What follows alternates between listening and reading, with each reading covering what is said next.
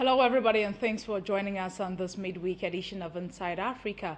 We begin from Ghana, where illegal small-scale mining continues to pose serious environmental problems, not only for communities in which they take place, but also for the whole nation. Various interested groups, including the Military Center for Scientific and Industrial Research and the Association of Small-Scale Miners, have met to strategize on how to effectively control the operations of these illegal small-scale miners. 3% of Ghana's gold comes from small-scale mining. Unfortunately, 90% of this is said to be illegal. Until the arrival of foreign illegal miners, small-scale mining was not as popular and nationwide as it is now. Most of the youth in communities where gold is mined now engage in small-scale mining.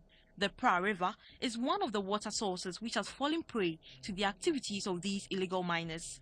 The meeting of the interest groups today was to deliberate on ways to clamp down and totally stop this illegal business. Organized by the Water Research Institute of the Council for Scientific and Industrial Research, the seminar brought together individuals from the Research Institute, Security Services and the Minerals Commission. The Director General of the CSIR, Dr. A.B. Salifu, hoped the outcome of the seminar would be adopted and implemented effectively. It's one sector that the CSIR has risen to the occasion, and therefore I implore everybody to give the seminar your rapt attention so that at the end of the day we have useful bits and pieces that we can take along. That can also be a part of finding the solution to the overall difficulties and challenges that we are currently facing in the mining sector. Brigadier General Daniel Michio, who is a member of the government's task force against illegal miners, said the task force has already started work in the Ashanti, Western, Eastern and Central regions, and it will continue to ensure that all illegal mining activities are stopped. Commodore Mark Youngson, Director of Naval Operations, agreed that small-scale mining is doing a lot of damage to the country. Although the government has set up a special task force, I would recommend that the government should take more robust approach by suspending all small-scale mining activities. Take a monitoring approach of all the situations, make sure that a lot of education has been given to those involved, then regulate the issue of licenses to small-scale mining, and then the Forest and Land Division on a land concession. It is only after that that the government can now start reissuing licenses, if there need be, to small-scale miners. Large quantities of mercury and cyanide used for these activities are said to have a negative effect not only on the health of the people, but also for the water bodies in which the mining activities take place. Over in Nigeria, the Islamist group Boko Haram has been officially banned by the Nigerian government and declared a terrorist network.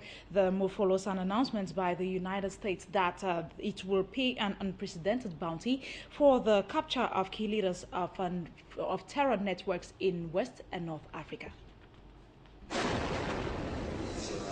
A car bomb explodes close to the office of a newspaper.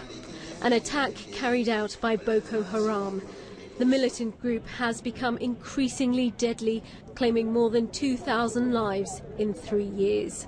The Nigerian government had been trying to negotiate with the group, but they have now lost patience and declared Boko Haram a banned terrorist organization, alongside its suspected offshoot, Ansaru. The move is unlikely to intimidate this man. Abu Bakr Shekau is Boko Haram's leader. By the grace of Allah, we will never abandon this jihad until death. Our goal in this jihad is the establishment of an Islamic state or martyrdom. He is now Nigeria's most wanted man after the US put a $7 million bounty on his head for his capture, a move Nigerians have welcomed. These so-called Boko Haram and other terrorists, they have done a lot of damage in Nigeria. They have taken many souls. Some people, it's just an entire family that they wiped off at once. Then some, maybe little children, they will kill the parents. The children will become an orphan overnight. But there are questions over how effective this ban will be. The group has gathered sophisticated arms and moves over neighbouring borders easily. And there's also the humanitarian situation here in the north.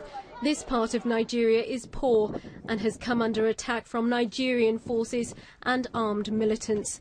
Some might wonder if lasting development and jobs might be a more effective tool against the terrorists.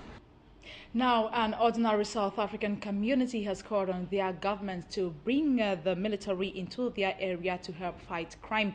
The president of South Africa, Jacob Zuma, will not commit to bring in the army, but he did promise his government will do everything possible to improve the crime situation in the township of El Dorado Park near Johannesburg.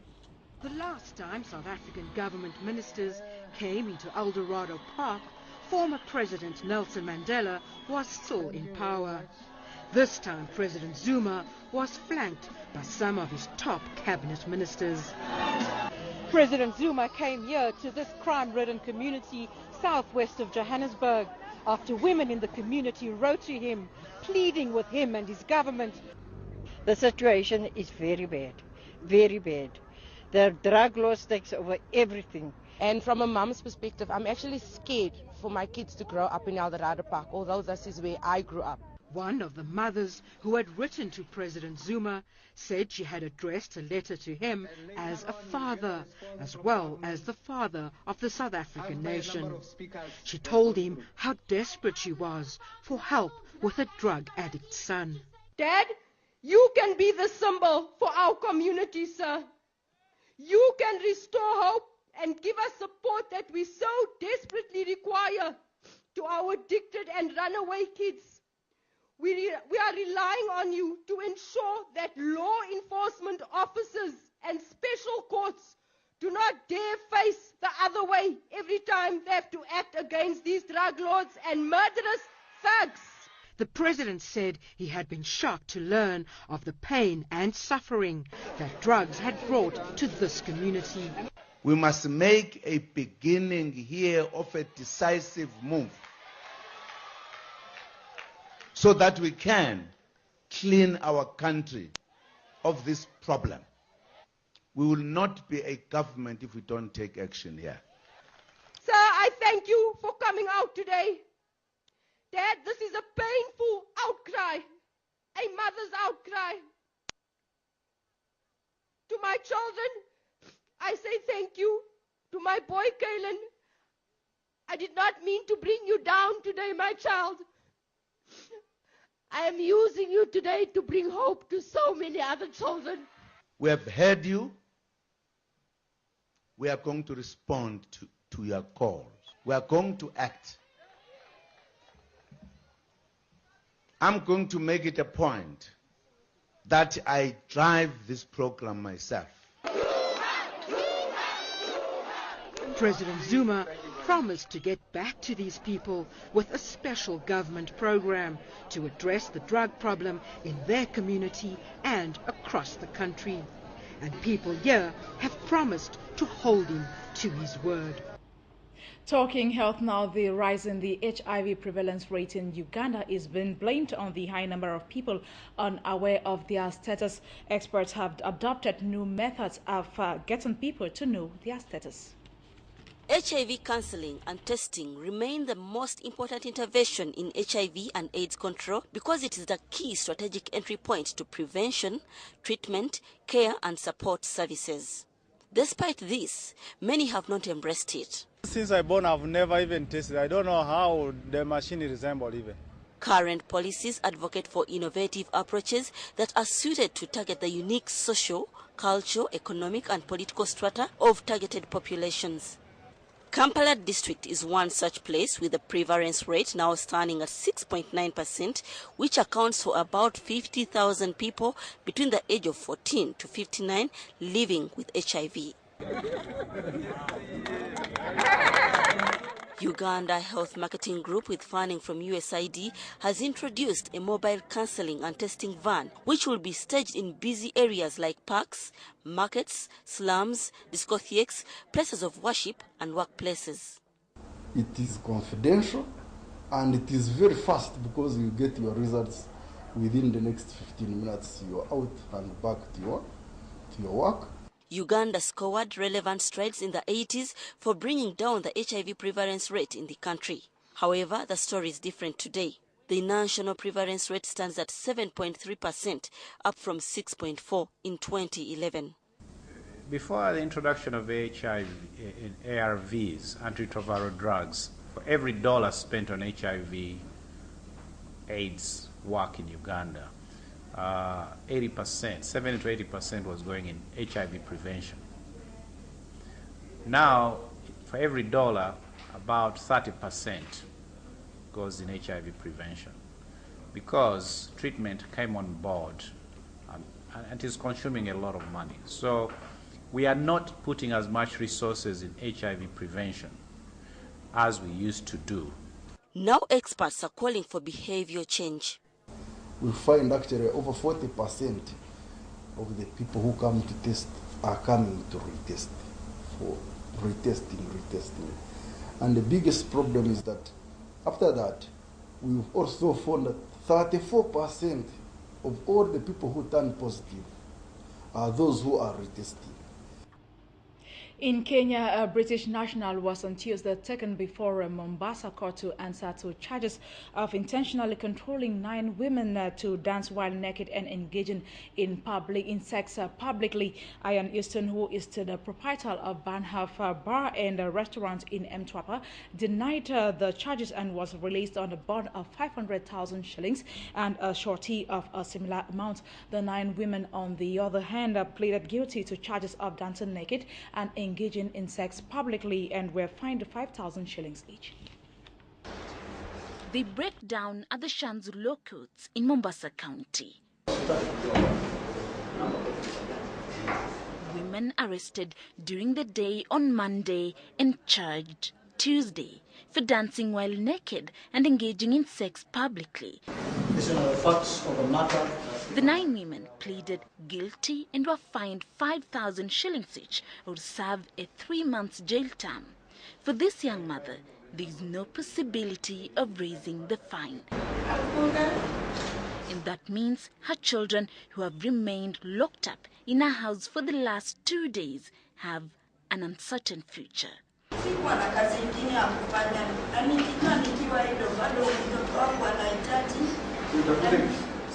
In another case, the proprietor of the bar and restaurant where the 9 were arrested while entertaining guests, Ian Easton, a British national whose nationality had earlier been indicated as German, was found to be in the country illegally after the prosecution established that his travel documents expired on February 17, 2013. The 17th of February.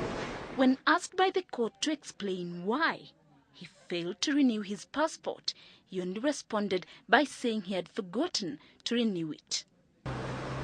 The suspect, who appeared before senior resident magistrate James Ombura, was charged for intentionally controlling 9 ladies to dance while nude and engaging in sex publicly. He denied the charges and was released on a 500,000 shillings bond and a surety of a similar amount, or a cash bail of 200,000 shillings. All through the court proceedings, they were trying to explain why they did what they did. Mimi niko na mtoto nalea. Of course. Na sina mamangu ana nguvu. Mimi ndiye niko na nguvu ya kutafuta.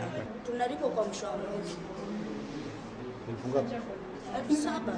The hearing of the case against Houston is set for July 1st, 2013. This coming just weeks after another group of 11 women and a Swiss national were charged for allegedly producing pornographic material for sale at Nyali Estate in Mombasa.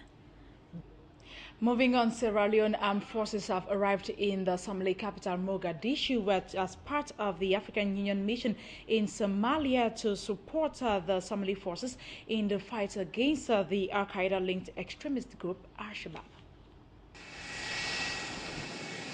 Troops from the Republic of Sierra Leone's armed force are in Mogadishu to take up posts as part of the African Union mission in Somalia, AMISOM, fighting to squash Al-Qaeda-linked extremist group Al-Shabaab. The militant group has been forced out of most cities in Somalia, but they are still present in part of the country. The Sierra Leonean contingent, part of a battalion already deployed to Somalia, have joined other African forces from Burundi, Djibouti, Kenya and Uganda on the ground to support the Somali security forces. The deployment started in early April and the soldier will be working alongside the Kenyan troops in Sector 2, the port city of Kismayo. AMISOM Force Commander Lieutenant General Andrew Guti and the Sierra Leone Contingent Commander Colonel Mamadi Keita and senior AMISOM officer welcomed the troops off the plane at the Mogadishu airport before addressing them at a welcome parade. Jubaland it will be controlled by KDF and Sierra Leone. So these new soldiers will be deployed in that area to augment the forces there. So their work is to go and consolidate the achievements already achieved on the ground and to make sure that we stabilize the area. Sierra Leone had its own civil war that lasted from 1991 to 2002 and benefited from UN presence that peaked at 17,500 peacekeeping troops. Today, the West African nation is stable enough to assist in dealing with the conflicts elsewhere. Soldiers say it is time to pay back and work to bring peace to another African country that is in the same situation that Sierra Leone was not too long ago. It makes me feel good because I believe it is payback time. We had a bitter and brutal war for about 10 years in Sierra Leone. The war ended in 2002.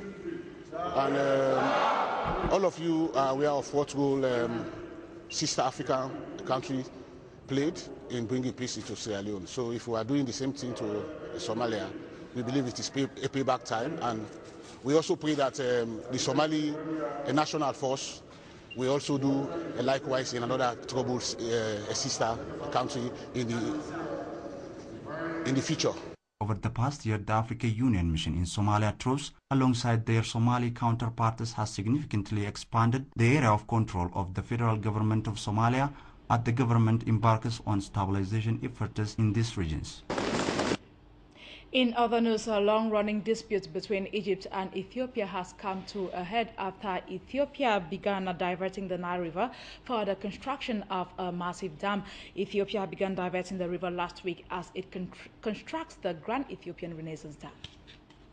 Egyptians call it our lifeline, or the source of our existence.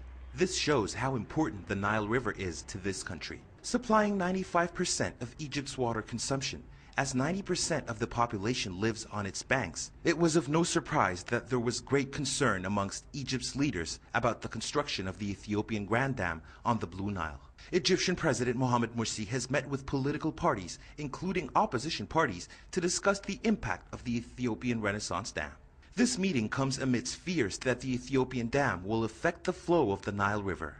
Analysts contend that the construction of the Ethiopian dam will categorically affect flows of water to Egypt. It's clear that the construction of this dam will have a negative impact. The water share, which is already limited, will be lessened, and this is the real challenge.